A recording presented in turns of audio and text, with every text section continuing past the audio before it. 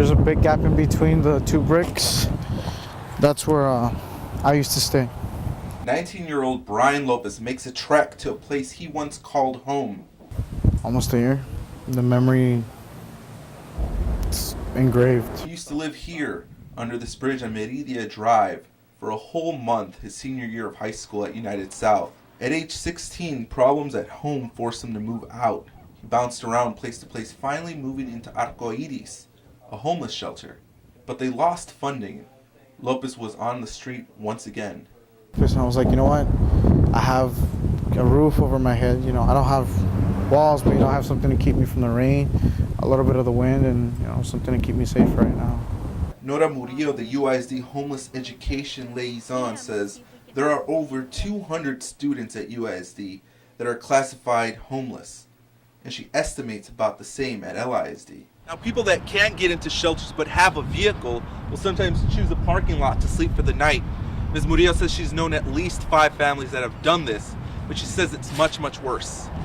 I'm talking stables. I'm not talking, a nice little home that it's in the area of the stables. These are actual stables that have been converted into little living areas. And you take a couple of steps and the horses are right there. You take a couple of more steps and you can smell the manure. Of the 200 students that are considered homeless, 75 live in deplorable conditions. With the direction of Mike Garza, the city is making a committee to push awareness of the homeless children, not just for it to be known, but to make a resolution. And these children are going through so much, and yet we expect them to sit in the classroom and learn. There are organizations like Bethany House and Casa Misericordia, but are frequently at full capacity. The Homeless Committee wants funds for those places to expand and possibly build more shelters. All in the hopes students without homes can live a normal life. At least that's the hope for Brian Lopez. Knowing someone else is not going to end up the way I did, that they have it easier than I did, that they have hope.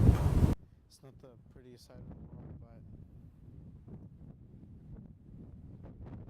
but there's always things that you find.